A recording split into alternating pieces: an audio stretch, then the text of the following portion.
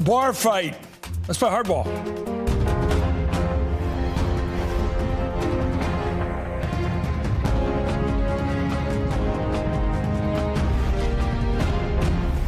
Good evening. I'm Chris Matthews in Washington. Today, in an open Senate hearing, Attorney General William Barr walked into an explosive minefield set by last night's revelation that he had distorted, even undermined, the report of special counsel Robert Mueller.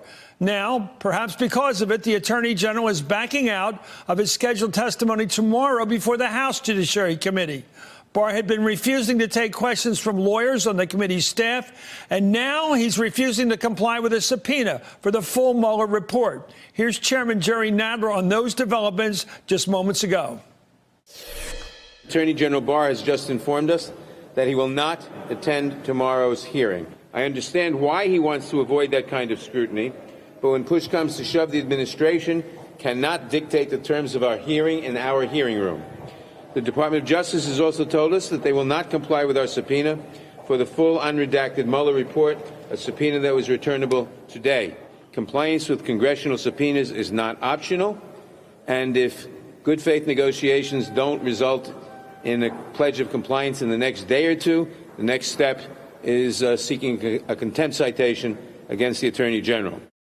Well, this comes after today's hearing where, in case after case, Barr came across as a criminal lawyer defending the president rather than as the country's chief law enforcement official. The Mueller report says Trump tried to fire the special counsel. Barr now says Trump simply tried to remove him, as if there was any difference. Barr said that Trump's attempt to sway witnesses' testimony was really an effort to discourage them from lying.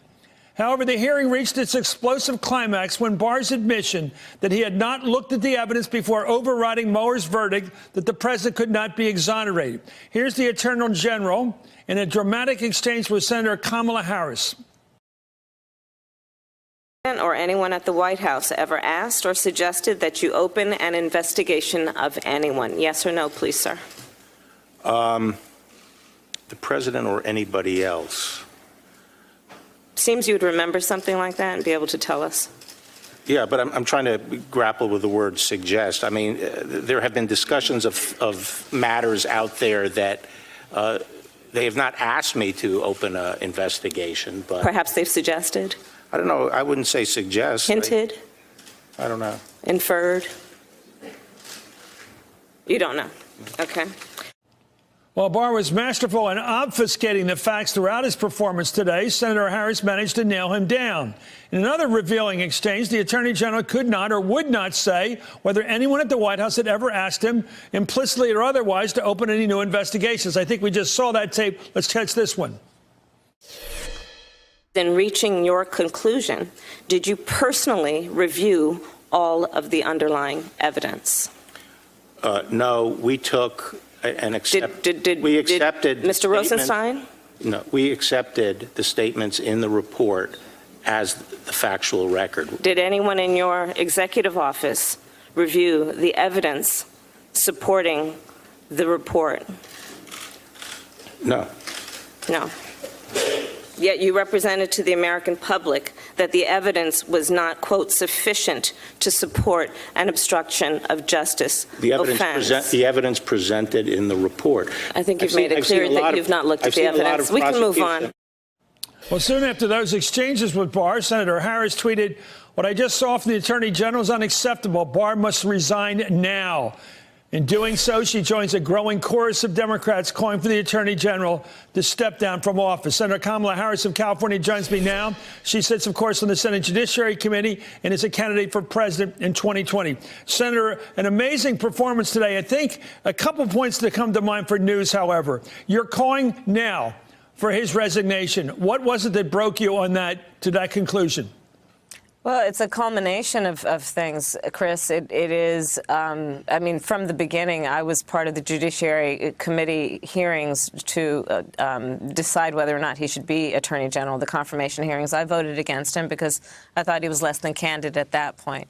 But since then, we have seen an attorney general who, after a comprehensive, extensive 2-year investigation by Bob Mueller and an extraordinary team of lawyers and prosecutors, after 2 years of around-the-clock work, he, in 2 days, submits a 4-page so-called summary of the investigation, which clearly was intended to mislead the American public about the contents of the report.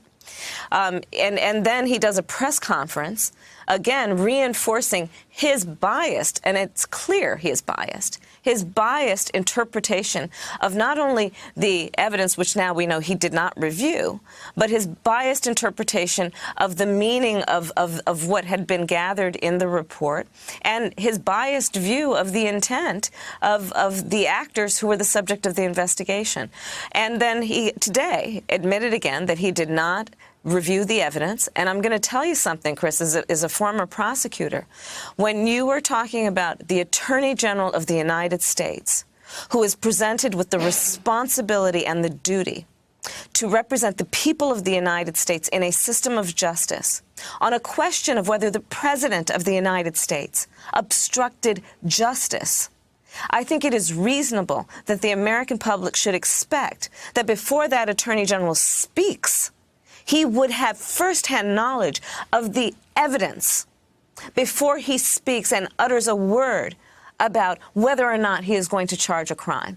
But this Attorney General failed to do it. And clearly it is because he thinks of himself as the attorney of the president instead of the people's attorney.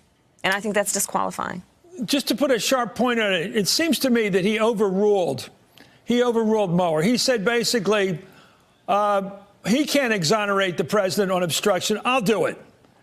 And it seems to me that he did that, as you point out, without going into the evidence. He simply arbitrarily made the judgment, I'm going to exonerate him even if Mueller won't do it. I agree with you. And look, listen, the report is a report. If you have it in front of you, you will see the cover page of that 400-plus page document. It calls itself, because it is, a report. It is not a file of evidence. It is a report on an investigation and the findings of that investigation. He says it himself. After the report was filed with him, it was his, quote, baby. This is what he said today. Well, when he's got his baby, then, you know, you got to really figure out what exactly it is before you start representing what it is to the American public. And he failed to do that, Chris. And listen, I mean, there is that piece of it. There is the piece of it about his testimony where he could not clearly answer, and I believe he can, but did not clearly answer whether he had been asked by the president or any member of the White House to investigate someone or anyone.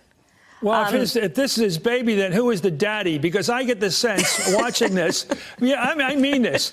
This was a brilliant PR operation. It started with a 2-day wait when he comes out and says the president was exonerated. Right? I'm sorry to be so jocular here. It's a serious day.